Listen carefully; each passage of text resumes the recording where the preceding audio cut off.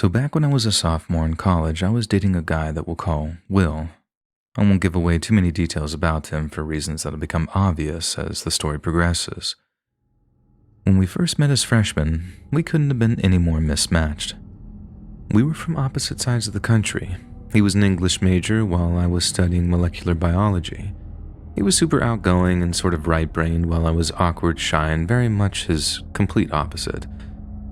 I'm honestly amazed that we even hooked up in the first place, but we did. He got my number and I almost regret giving it to him because he tried some really wicked cheesy pickup lines, but in the end, he convinced me to go on a date with him. We dated for the rest of the academic year, visited each other over summer, and by the holidays, he'd become my first serious boyfriend. We were happy, really happy, until just after New Year's, when I noticed a sudden change in his behavior. Like I mentioned, Will was a perennial optimist and very much a social butterfly. He always wanted to see and do things while I was a total homebody, so when I noticed that he seemed more and more content to stay cooped up in his dorm room, completely alone, it immediately struck me as odd. Our sophomore year meant that our studies started to ramp up, meaning time alone together was kind of at a premium. I didn't mind just hanging out in his dorm room with him, but sometimes I'd get there and he'd only just gotten out of bed. This was definitely out of character for him, and even more so was how downright cranky and cold that he seemed to be getting with me. One time I showed up and all he did for the first half hour was play some stupid video game, barely even acknowledging my presence until the game was done. When he couldn't seem to understand why I was mad, I admittedly got way angrier, and he stormed off to take his first shower of the day at like 7:30 p.m. And while he was showering, my phone just so happened to buzz with a low battery notification, so I just went hunting for a charging cable. Will used to have the same phone as I did, and he had the old cable lying around somewhere, so when I was unable to locate it in the nest of wires behind his desk, I went searching through his drawers. And that's when I found a half-empty bottle of pills with the word Vyvanse written on the label. He'd obviously been taking them, but I had no idea that he had any kind of condition or anything, so I quickly Googled the name to see what they were for. The first result was like Vyvanse is an anti-ADHD medication, and again, I had no idea that Will had ADHD, but that's not really what got my attention.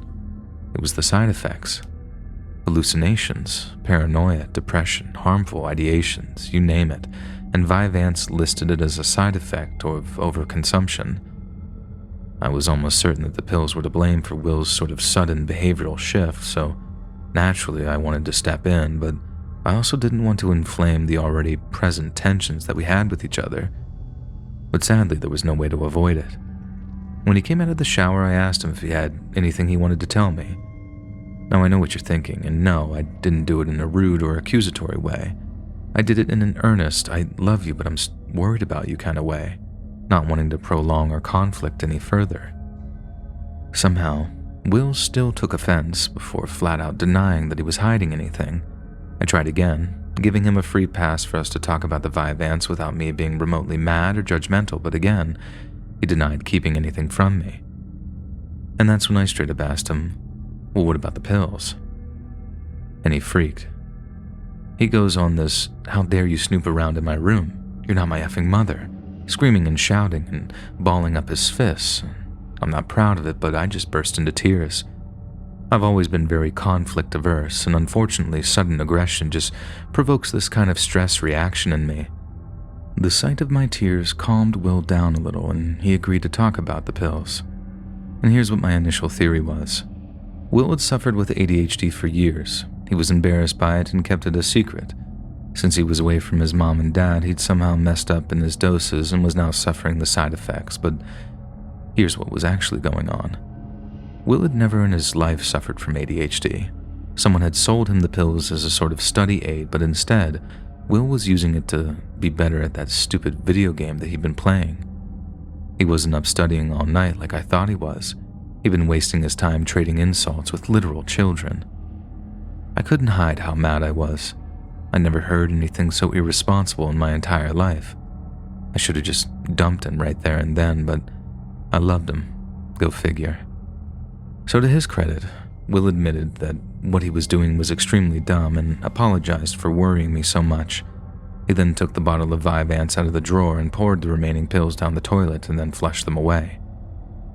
Over the next few weeks, Will's behavior and sleeping pattern improved significantly, and I can say with near certainty that he wasn't taking any meds. But what he was doing was drinking, and he was drinking a lot. As you could probably guess by now, Will was always big into parties, not even for the alcohol so much as the chance just to talk to people. He enjoyed a drink or two, but rarely more than that. He saw alcohol as a kind of social lubricant, and anywhere past his sweet spot, and he just called it and stopped being fun. Well, after the Vyvanse discovery, that all kind of changed. Will started drinking alone, and he wouldn't tell me why or where he was getting it. The most I ever got out of him was, "I'm stressed." But when I asked him what was stressing him out, he just put up a wall and refused to talk about it. Slowly but surely, his sleeping pattern began to creep back to unhealthy territory, and after talking to one of his guy friends, I found out that Will was taking the pills again. Once again, I confronted Will, but that time I got a taste of what Vyvanse can do to a person. No matter what I said to him, he would only ever respond with, "Who told you?" Then each time he asked, the question would get louder and more aggressive, and by the end, he was pinning me up against a wall by my shoulders while screaming, "Who told you? Who effing told you?" The tears were streaming down my face. He didn't care. He just carried on screaming until he accepted that I was in no condition to talk. In that moment, I didn't think that I could get any more frightened of him, and he soon proved me wrong. Will started pacing back and forth as I sat down, leaning down on my knees to hide my face. The only real sounds were his footsteps and my sobs, but suddenly, Will stopped in his tracks. He started staring at the dorm room's neighboring wall, then began hammering on it with his fist while screaming, "Shut up, shut up, shut up." And the sight of someone you love losing their mind right before your eyes is something that I wouldn't wish upon my worst enemy. It's terrifying and heartbreaking all at once because it's not them anymore. I can almost sympathize with my ancestors who believe such people were possessed by demons. They're kind of right in a way, because they're not in control of themselves. Something else is at the wheel. I was too scared to ask Will what he could hear that I couldn't because the answer didn't matter. Not really. After that, I got in touch with Will's mom. I didn't have her number, but after looking up his sister's Facebook account, a quick friend request was all it took to get a hold of it. I called her and told her everything, and she was amazing. She thanked me for caring, assured me that she'd take over from there, and promised that she'd be in touch with any developments. A day went by, and my "love you, hope you're okay" text with Will went unanswered. I called his mom, and she assured me that she was working on it. But a few hours later, I got a text from Will asking me to come pick him up in an Uber. This was a huge red flag because Will loved driving and he loved his car. Either he was drinking heavily again or something had happened. Well, something had happened. Will had totaled his car, and my jaw dropped when he told me on the phone that it hadn't been an accident. He'd purposely destroyed his own car because he thought his parents were using it to track him, and it later turned out that he was half right, that his parents had hired a PI to keep an eye on him while they arranged for a stay in rehab.